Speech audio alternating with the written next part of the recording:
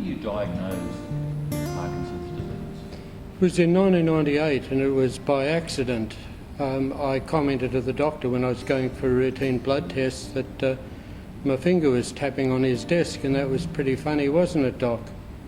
And I thought he'd laugh about it, but he looked at it seriously. He said, touch the tip of your nose and keep your eyes closed, and I missed my nose. So he said, I'm sending you to a neurologist. That was 7th of July 1998, and I went to the neurologist shortly after, and he very quickly diagnosed me with Parkinson's disease. What did he say to you? He was very blunt. He said, sit down. You have Parkinson's disease. In 3 years, you'll need a carer. You won't be able to do up your buttons. A couple of years after that, can't be exact, could be sooner, could be later, you'll be in a wheelchair.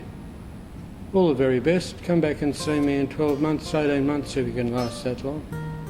They were the words. That must have just... It was a pretty rugged walk to the car park, yeah. And then did you notice that things got worse after that? I very rapidly felt a deterioration in my right arm. It became very stiff and I lost my normal arm swing. Were you involved with sports before that then? No, the only sport, I was a sprinter with my university in my late teens and early 20s. I was an A-grade sprinter, but I'd had a life of retirement ever since 22, except for a very short period making it look as if my son's judo club had some elderly people on the mats too, but that was a very short time. So when I started out with Parkinson's, I'd had about 30 years, 35 years of no activity.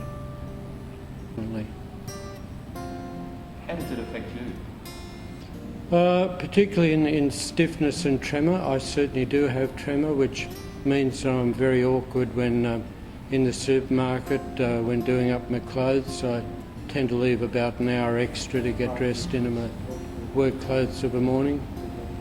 Doing up a button becomes a challenge rather than something that's automatic. Even little things like cleaning your teeth, much harder for a person with Parkinson's. You tend to think both of the larger things in your life that everyone else thinks about and the tiny little things in your life, like you're about to do up a button at your collar and how are you going to do it? And you live by yourself, don't you? That makes it more difficult. It is a challenge. There are very few like me, I think. Most have to move into a nursing home pretty soon after they're diagnosed, I feel, if they live alone. When you were first diagnosed, did you think I'm going to be in a nursing home pretty quick? No, I tended to shut Parkinson's out of my thoughts, and I got on with life. I was doing a diploma of financial planning at the time, and my right hand gave out. I couldn't write right-handed. Well, I didn't tell the examiners, but I changed to writing left-handed. That was the only alternative. I saw an amputee one day, and I thought, well, if that poor devil has lost his right arm, if he was right-handed, he had to force himself to do everything left-handed, so should I. What led you to take up rigorous exercise? An old friend of mine contacted me in 1999 and said that she had cancer and that she was only given a 50% chance of survival. But she was still getting out and running as far as she could each day. Now, she'd been an Australian representative orienteer and a very good marathon runner. And I thought, she has a hell of a lot of guts, why don't I do that too? But coincidentally, I was doing my business plan for the next year, and there was a segment called Health on it. And it struck me that I had fallen foul to something that was uncontrollable. There was nothing that I could have done to cause Parkinson's. So I should try to wipe out those things that I could cause, like heart attack or stroke or high blood pressure, by intense exercise. And I was very fortunate to find a gym where the manager knew nothing about Parkinson's, and when I said to her I was there to work very hard, she certainly made me work very hard, and I'm very, very grateful to that lady ever since. What type of exercise regime do you recommend for people with Parkinson's? Well, I tend not to recommend at all. I describe to them what I do. And initially what I did, as I read notes about what exercise people with Parkinson's should do, what I was doing was quite contradictory.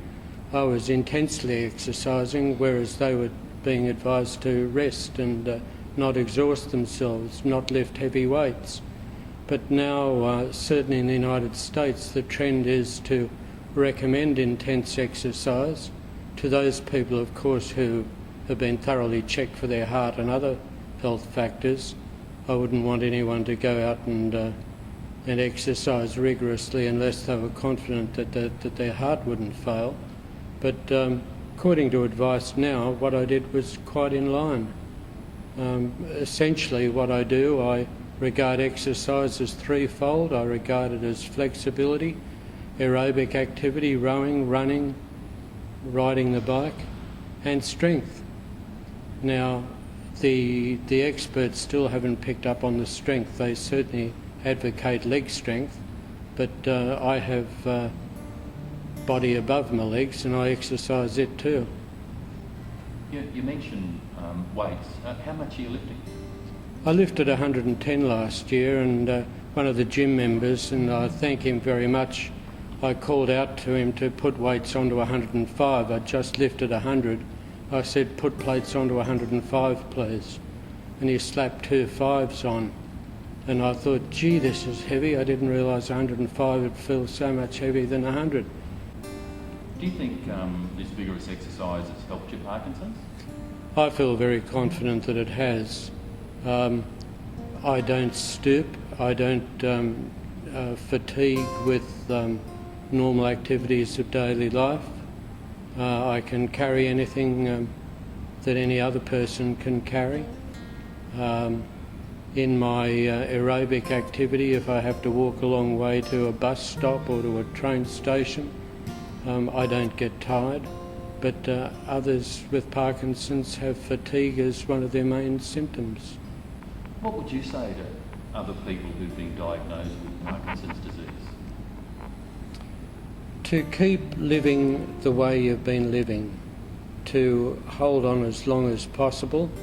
As you see handicaps to your activities, then adjust to them. But certainly as far as physical activity goes, keep up as much activity as possible. Don't give in to automatically assuming that you'll need a disabled car parking sticker. If there's a flight of stairs, walk up them. If there's a lift for one floor, avoid it.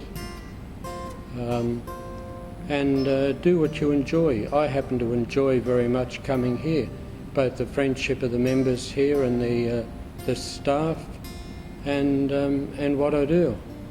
But if people enjoy dancing, then go dancing. If they like bushwalking, go bushwalking. Don't make the assumption that they've got to pull back their activities because of Parkinson's. Thanks a lot, Neil. Thanks, Pat.